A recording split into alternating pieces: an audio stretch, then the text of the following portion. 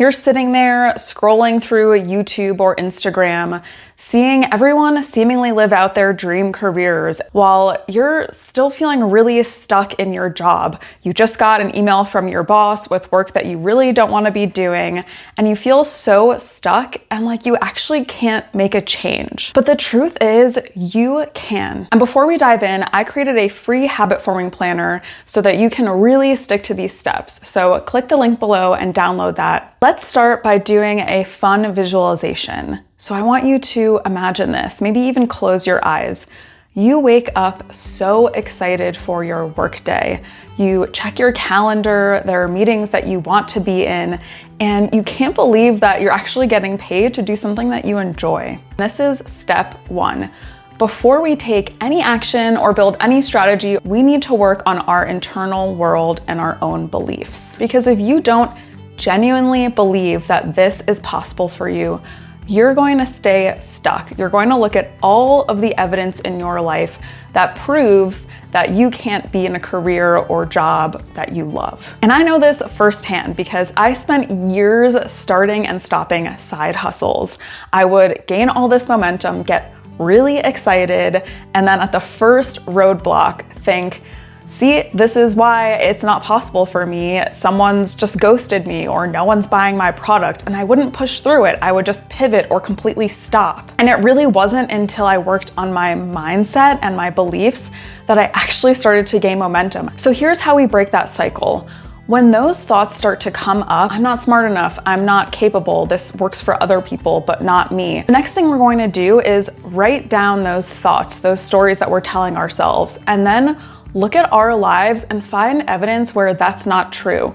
When was a time where you did feel smart enough, capable enough, where you did something that you didn't think that you could do? We're also gonna just play around with rewiring our brains when the thought comes up. So when the thought comes up, say it in a funny voice. It really separates us from the thought, and you realize this isn't true. This is just a silly story that my brain is telling me to protect me in some kind of way, but I don't need it anymore. Then I want you to look for evidence in other people that you feel like you can relate to or who have been in your position before and overcame it and are on the other side doing something that they genuinely love.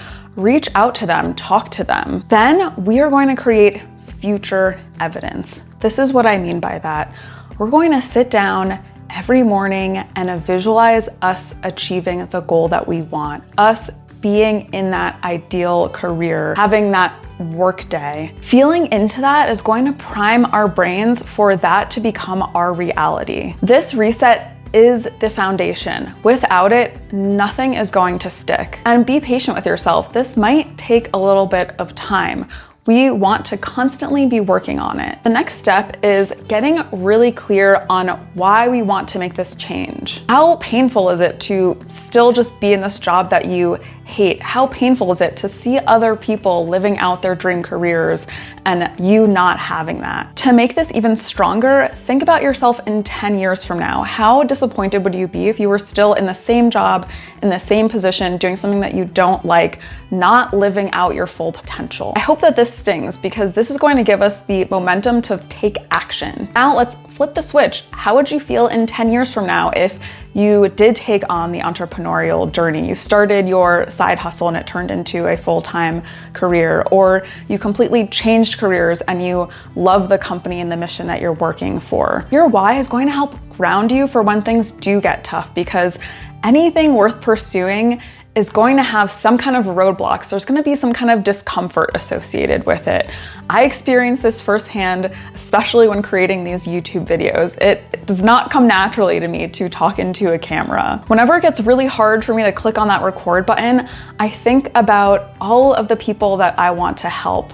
I believe that we all have a purpose, and doing work that we love is not a myth. And I also think that the more of us doing work that we love, the better everyone's life around us is, the better our lives are. It has this really, really strong ripple effect.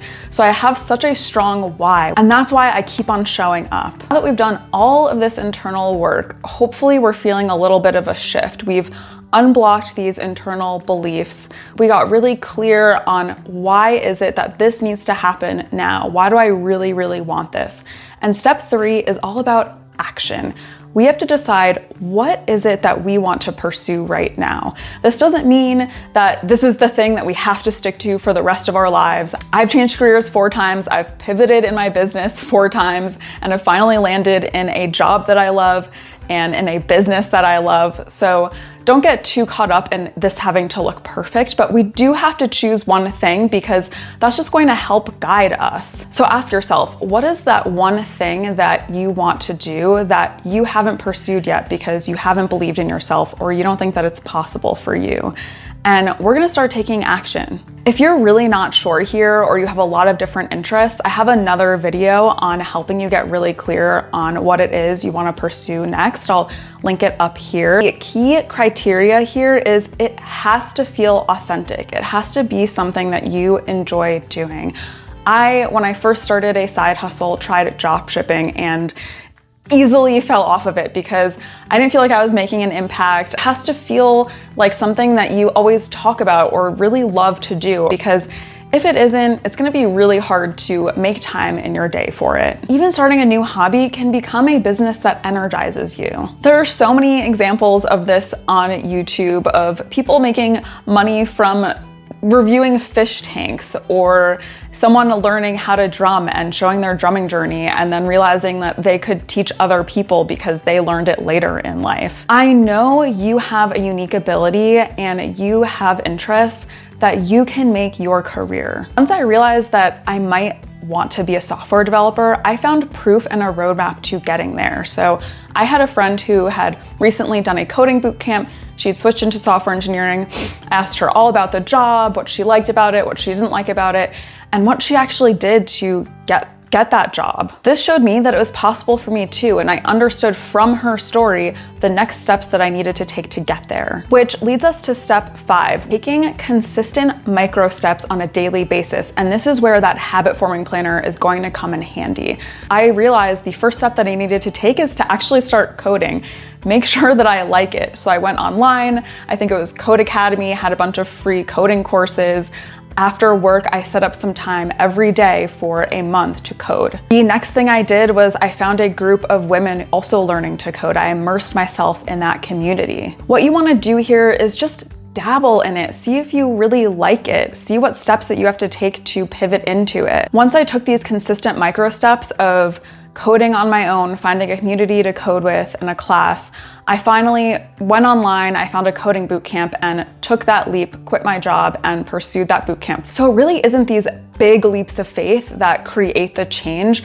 It's these little steps that you take to get there. And the thing that I want to emphasize here is you don't have to quit your full-time job right now. That comes with a whole other list of problems of, oh my gosh, I quit my job, where's money coming in?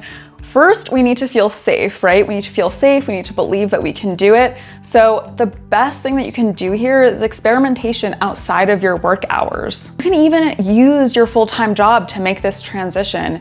If you right now work in sales, but you realize that you might actually be a lot more interested in marketing, start talking to your marketing department. See if there's a way for you to move into it or learn more about it. Shadow someone on the team. So if you're stuck in your job and doubting what's possible, you do not want to wake up in 20 years in the same position. We want to take action now. Reset your mindset, anchor into that why, start taking consistent micro steps, and your life is going to change. Because the truth is, this dream career, this dream job is a lot closer than you think. If this video helped you in any way, subscribe for more videos just like this. I am committed to getting you into that dream job, getting you paid what you deserve, and waking up every day feeling excited. And I'll see you next time.